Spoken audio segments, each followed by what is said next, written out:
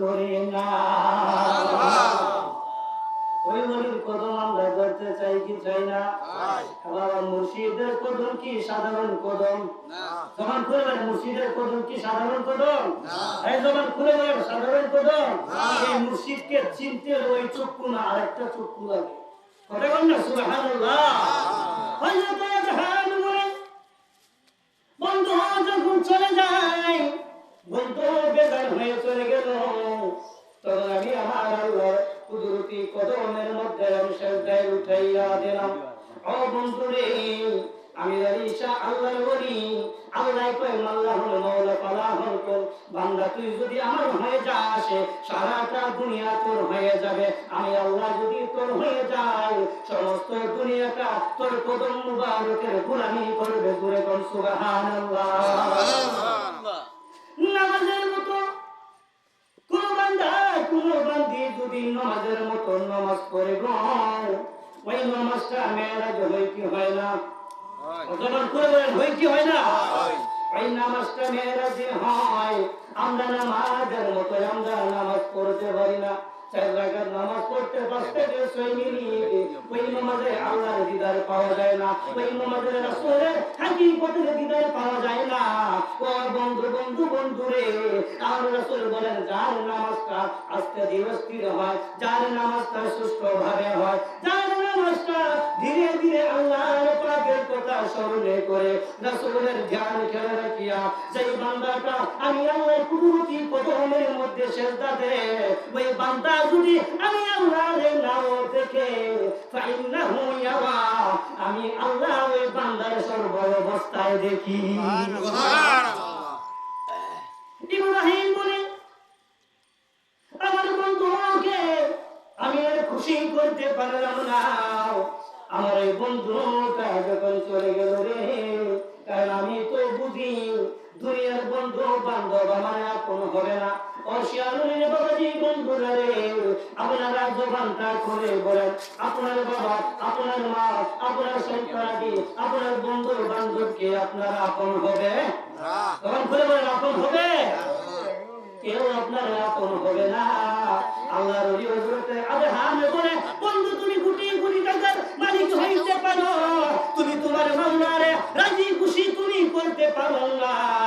আমি ফকির হইতে পারি, আমি গরিব হইতে পারি, আমি অসহায় আমি হইতে পারি, কিন্তু আমি আব্রাহাম আমি আমার আল্লাহরে রাজি খুশি করছি।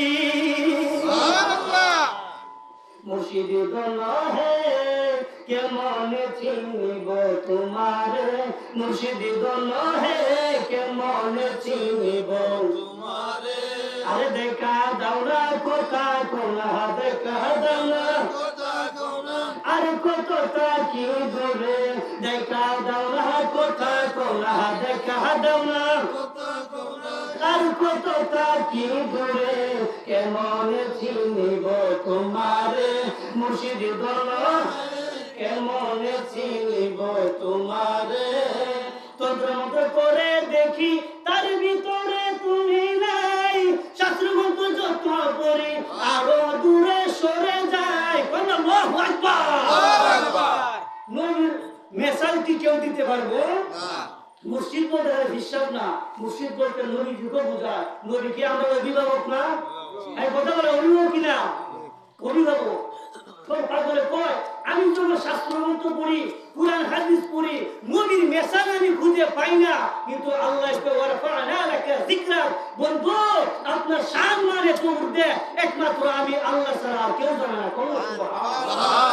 এই জন্য তো পাগল বলে তন্ত্র মন্ত্র করে দেখি তার ভিতরে তুমি নাই, শাস্ত্র মন্ত্র যত পড়ে আরো দূরে সরে যায়। বলেন আরো দূরে, বলেন আরো দূরে সরে যায়। কোন সাগরে খেলতে চলে ভাবতেছে মোর অন্তরে, কোন সাগরে ভাবতেছে মোরে অন্তরে, কেমন চিনব তোমারে, মুর্শিদ দোনো হে কেমন চিনব তোমারে। আরে দেখা দাও না কাছে নাও না, দেখা দাও না আর কতটা কি দূরে কেমন চিনব তোমারে, মুর্শিদ দোনো হে কেমন চিনিব তোমারে। এই হাসিমি বলে বাবা দয়া করো আমারে, মত শিরে করো দূরে ডাকি তোমার দরবারে। কোন সুবহানাল্লাহ। বাবা জানা রাসূলের দরবারে কোন আশিক যদি চায় আমার রাসূল দিতে পারে কি পারে না? আর জবান খুলে বলেন রাসূল দিতে পারে কি পারে না?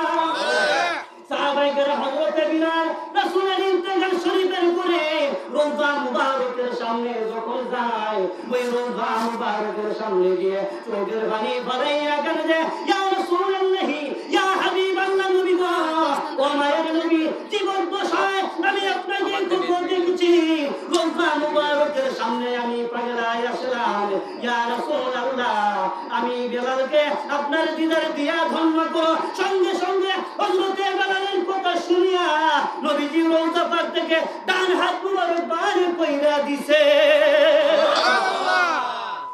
হযরত বিলাল বলে আমি যখন আমার নবীকে ডাকার মতো আমি পাগলায় ডাকি, মতো শিরে কবর করে আমি আমার নবীকে যখন আমি আদবের সহিত ডাকলাম, নবীজির ইন্তেকালের পরে রওজা মুবারক থেকে যখন হাত মুবারক বাড়াইয়া দেয়, ওই হাতের নূরের তাজাল্লি আমি দেখিয়া যখন আমি চুমা খাইলাম, আমার ভিতরটা নূরে নূরান্বিত হইয়া গেছে। এই জন্য তুই বলে বলে ওই হাসিমি বলে বাবা দয়া করো আমারে, মত শিরে করো দূরে ডাকি তোমার দরবারে, বলে ডাকি তোমার দরবারে। আরে ভক্তের মদিন হও চিরদিন, ভক্তের মদিন হও চিরদিন, থাকো ভক্তের অন্তরে, ভক্তের দিন হও চিরদিন, ভক্তের দিন হও চিরদিন, থাকো ভক্তের অন্তরে। কেমন চিনিব তোমার মুর্শিদ গলহে, কেমন চিনিব তোমারে, বলে দেখা দাও না কথা গোনা, দেখা দাও না কথা গোনা, আর কতটা কি দূরে, কেমন চিনিব তোমারে, মুর্শিদ গলহে।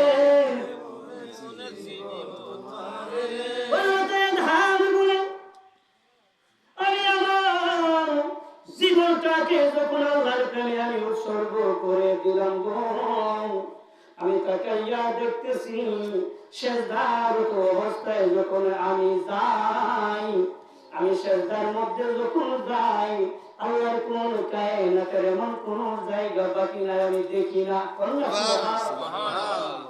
আল্লাহর কোন কায়নাতের এমন কোন জায়গায় আমি দেখি নাই, বাকি নাই। মুসলমানরা বাজিরা বন্ধুরা রে, আল্লাহর কুদরতি কদমে সেজদা না দিলে কোন মানুষ কি ওলি হইতে পারে না? জবান খুলে বলেন পারে না? নমস্কার কোন গতি নাই নাই। আমি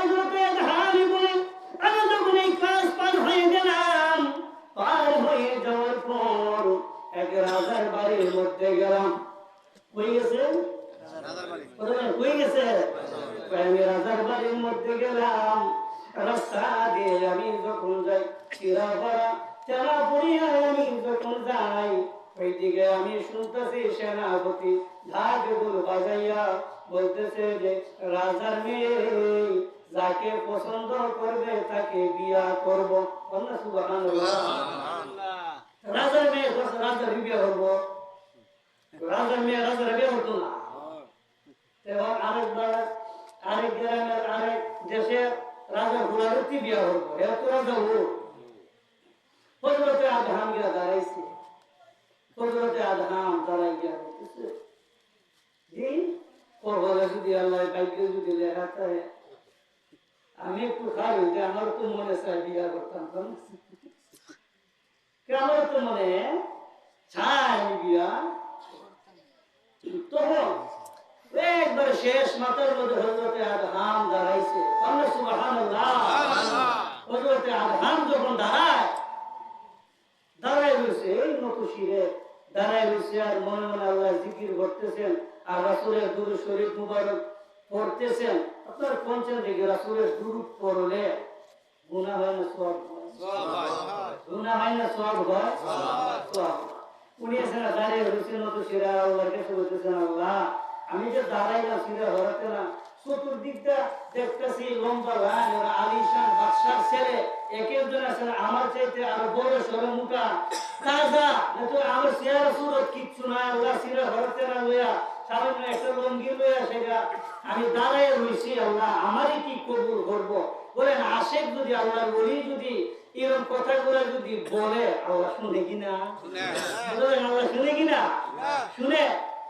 তখন উনি দাঁড়াইয়া রইলেন। ওই তো শেষে এই রাজার মেয়ে তাকাইয়া দেখতেছে কারো কাছে দেখে এই দৌলত নাই। তখন আমরা তো চিন্তা করি বাড়ি আসেনি, গাড়ি আসেনি, পুরা বিদেশ হয়নি, সম্পদ নিয়ে বেশি আছে, কিন্তু কিছু কিছু আগের যুগে রাজা বাদশাহের যেমন আল্লাহর ওলি ছিল, রাজা বাদশার ছেলে মেয়েরা ওলি ছিল। কন্যা সুবহানাল্লাহ। ওই সময় সব শত শত হাজার হাজার যুবককে তাড়াইয়া দিছে, কেউ না। অবশেষে তাকে দেখে সিরা ভরা যে জামা ভরা গঙ্গলার পাগলা, ওনাকে সন্তান বাবার ভাই আব্বা ওই লোকটারে আমি বিয়া করবো। কন্যা সুবহানাল্লাহ। এই আল্লাহর ওলি রে বিয়া হব। বাপ তাই বুড়ি তুই আর কিচ্ছু পাইছস না, তুই এত হাজার হাজার মানুষ, এত শাহজাদা থাকতে, এত রাজা বাদশার ছেলে থাকতে এই জঙ্গলের তুই ফৈকারে তুই বিয়া করবে? তো মেয়ে ভাই আব্বা আমি তোমার চোখে দেখি না, তো আমার চোখে আমি দেখি তার কপালের ভিতরে নূরি মুহাম্মদি মারিফতের নূর লুকানো আছে। এই নূরের জন্য আমি পাগল।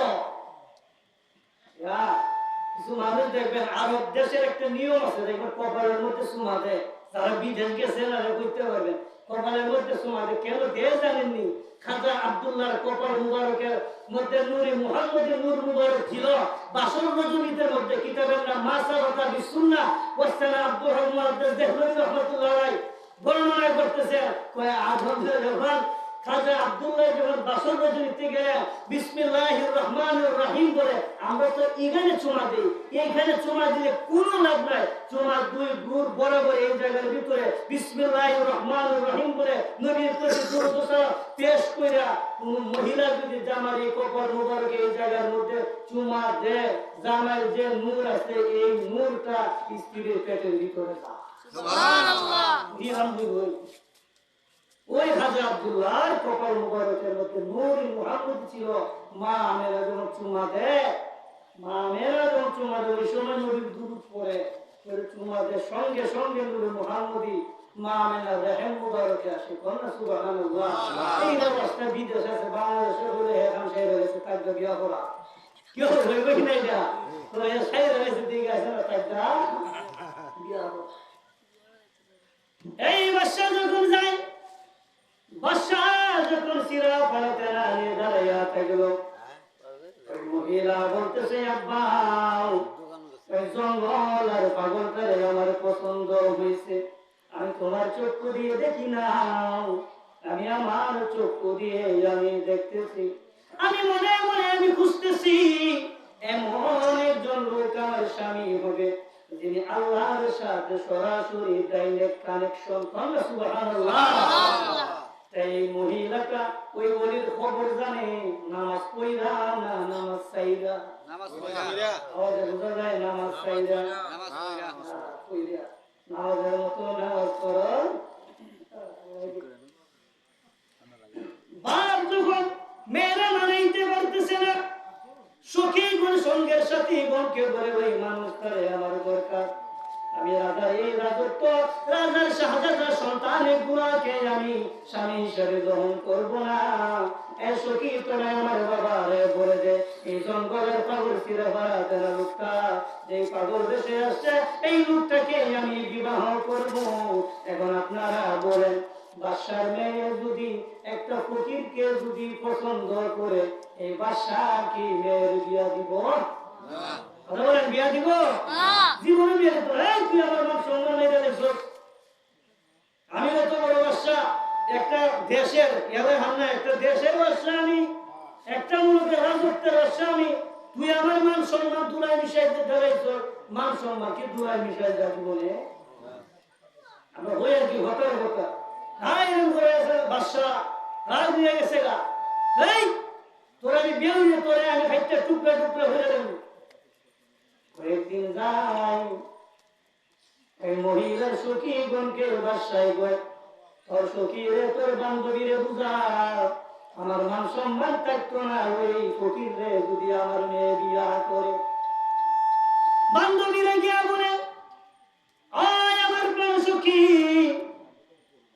তুমি আর পাগলামি করিও না তোমার বাবা বিয়া দিবে না বাদশার মেয়ে কই আমার আব্বা আমারে যদি টুকরা টুকরা করে যদি গাঙ্গের মধ্যে বসাইয়া দেয় সাগরের মধ্যে বসাইয়া দেয় আমি ওই লোকটারে বিয়া করবো আমি ওয়াদা দিলাম কন্যা সুবহানাল্লাহ ওয়াদা দিলাম আমি এই সন্তানটাকে এই লোকটাকে আমি বিয়ে করব বাবা বলতেছে বাবার কাছে গিয়ে যখন সখী গুলা বলতেছে এই তোমরা কি খবর আনছো ওই হুজুর জাহাপনা ও মালিক সাহেব আপনার মেয়ে আমরা সখী গুণের কথা শুনে নাও আপনার মেয়ে শুধু ওই লোকটাকে বিবাহ করবে যাও যাও আমার খাসমহল থেকে তোমরা সরে যাও সেনাপতিকে ডাক দিয়া বলে রাত্রে আজকে রাত্রে অন্ধকারের মধ্যে আমার মেয়েটারে গলার মধ্যে ছুরি লাগাইয়া জব করিয়া ওই মেয়েটারে জঙ্গলের মধ্যে তোমরা পুঁতে রাখবা নাউজুবিল্লাহ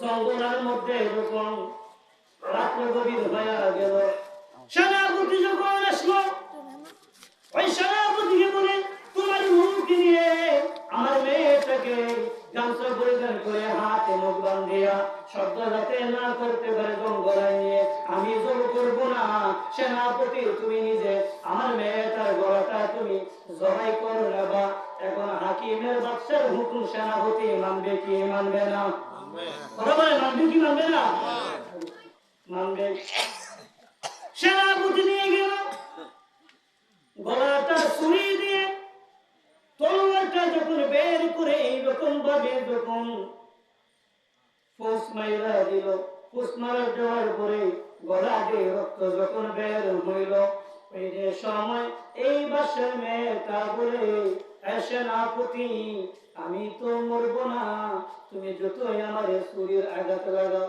তুমি আমার টুকরা টুকরা করতে পারো আমার জান জীবন আমার চলে যাবে আমি ওই জঙ্গলের ফকিরকে একদিন বিবাহ করব গলাটা যখন তলোয়ার দিয়ে যখন পোষ মেরে দিল রক্ত বের খুন করে রক্ত বের হয়ে গেল রে বের হওয়ার সঙ্গে সঙ্গে এই মহিলাটার যখন বাদশার মেয়েটা যখন মাটির মধ্যে পড়ে গেল সেনাবাহিনী সুন্দর করে তার সৈন্য দল নিয়ে কবর দিয়ে দিল মেয়েটা যখন মারা গেল কবর দিয়ে দিল ওই জঙ্গলের পাগল হযরতে আদম করে রাত্রে বেলা পথ দিয়ে যায় ওই যে তার গায়ের একটা গান দে দূর থেকে হযরতে আল্লাহর ওলি হযরতে আদম শুনতে পাইল রাস্তা দিয়ে যখন যায় কবরের পাশের মধ্যে যখন যায় দেখলো আইরে আমি রাজার বাড়ির মধ্যে যে মেয়েটার গান আমি শুনতে পাইছিলাম মেয়ের শরীরের সুবাসটা আমি শুনতে পাইছিলাম এই জায়গার মধ্যে জঙ্গলের মধ্যে দি ওই মেয়েটার সুবাস পাওয়া যায় কন্যা সুবহানাল্লাহ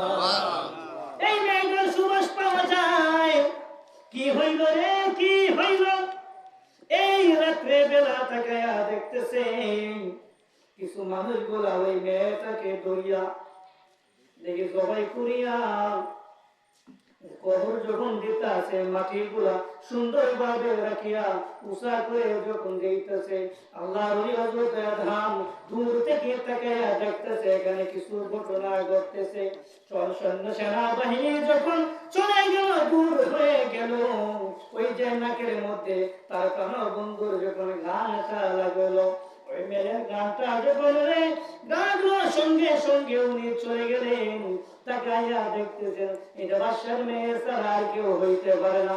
আমার ভালোবাসার কারণে বাদশা নিজে তার মেয়ের জবাই করিয়া জমিনের মধ্যে পুঁতে রেখেছে। সঙ্গে সঙ্গে সেনাপতি যারা সৈন্য লোক ছিল সবাই যখন দূরে চলে গেল, রাত্রে গভীর রজনীতে 3টা যখন বেজে যায়, আল্লাহু আকবার, 3টা যখন বেজে যায়, ওই গভীর রজনীতের মধ্যে আল্লাহর ওলির জানা রইল না। আল্লাহর কুদরতি কদমে সিজদা দিয়ে পড়ে আর ডাক দিয়ে কই, মালিক আমি আর তোমার কাছে আর কোনো জিনিস চাই না, যা এই ব্যক্তিটা আমার জন্য শহীদ হইল ওই মানুষটারে তুমি আমার দিয়া দাও। আল্লাহর কুদরতি কদমের মধ্যে যখন সিজদা দেই, সিজদা দেওয়ার পরে আল্লাহ পাক তার একটা গোপন কথা বলল।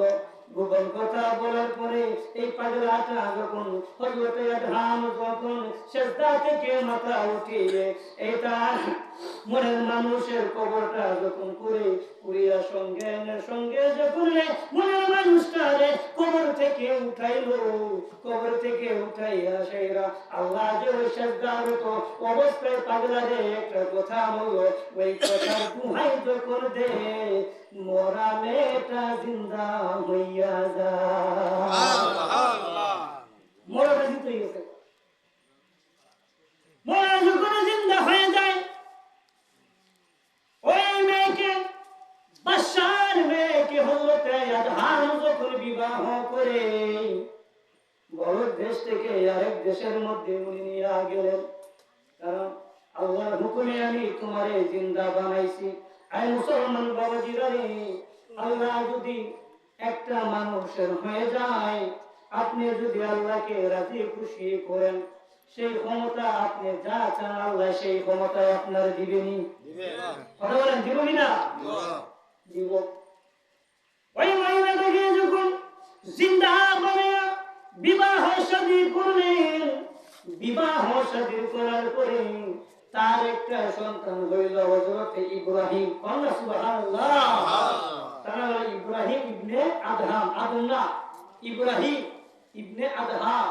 মোরা মেরে জিতা করিয়া কবর থেকে উঠে জিতা করিয়া বিয়া করছে, বিয়া করে সন্তান হয়েছে, সন্তানের নাম হচ্ছে ইব্রাহিম। আল্লাহ সুবহানাল্লাহ। এই লোকটার পাওয়ার কম না বেশি? এই লোকটার পাওয়ার কম না বেশি? যখন ঘুরে বলেন কম না বেশি? বেশি। হযরত আদম যখন বিবাহ করে আল্লাহ পাক তাকে পয়গাম দিলেন, ও আদম রে, তুমি চলে যাও, তোমার রাজার সিংহাসনের মধ্যে চলে যাও। আল্লাহ পাকের হুকুম পাইয়াও হযরত আদম যখন আবার রাজার রাজ্যের মধ্যে চলে গেলেন, মাথার মধ্যে মুরাশা, সঙ্গে বিবি, সঙ্গে ইব্রাহিম ছোট সন্তানকে নিয়ে যখন চলে গেল, চলে যাওয়ার সঙ্গে সঙ্গে মুখের মধ্যে দাঁড়িয়ে লাগানো, জুব্বা লাগানো, এই বাদশারে কি কেউ চিনব? হ্যাঁ, 30-35-40 বছর পরে একটা লোক যদি যায়, ওই লোককে মানুষ চিনতে পারে না।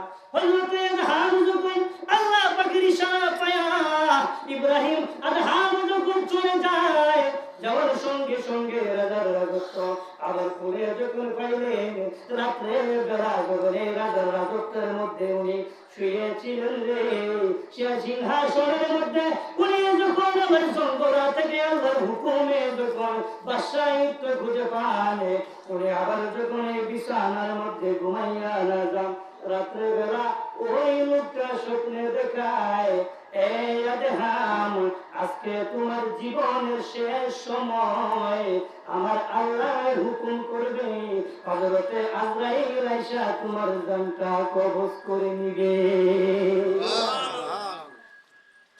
ওই লোকটাকে ইব্রাহিম ইবনে আদহাম বলে, ও ভাই তুমি কে? 40-50 বছর পরে তুমি এই জায়গার মধ্যে তুমি আবার আসলাও, তুমি আমার স্বপ্নে দেখেছো রাজার রাজত্ব না চাইলে আল্লাহ লাভ করা যায় না, সিংহাসনে তা চাইলে আল্লাহ লাভ করা যায় না। একাধারে 3 দিন তুমি স্বপ্নে দেখেছো তোমার কারণে আমি আল্লাহর দিদার পাইছি, আমি আল্লাহর দর্শন পাইছি। ও বাবাজি বন্ধুরা, এই মুখটা যখন আল্লাহর দর্শন পেয়ে যায়, যেই ব্যক্তিটা স্বপ্নে দেখায় ওই ব্যক্তিটাকে হযরত আদহাম বলে, আয় বাবাজি তুমি আজকে যাও না, তোমার কারণে আমি আল্লাহর দিদার পাইছি, তোমার কারণে আমি বান্দা থেকে বন্ধু হইছি, আল্লাহ আমার প্রতি রাজি আর খুশি হইছে, তুমি কে? ওই লোকটা বলে, আজকে তোমাকে আমি আর গোপন রাখবো না, আমি এমন একটা লোক, আমার নাম হইল হযরতে খিজির আলাইহিস সালাম। হযরতে খিজির আলাইহিস সালাম হয়েছে পানির মধ্যে, হয়েছে যে আমরা বই দিকে কষ্ট হই না, সুদ হইছে কষ্ট দুরান্দার করি, এটা হযরতে খিজির আলাইহিস সালাম। হযরতে খিজির আলাইহিস সালামের কাছে মুসা নবী এর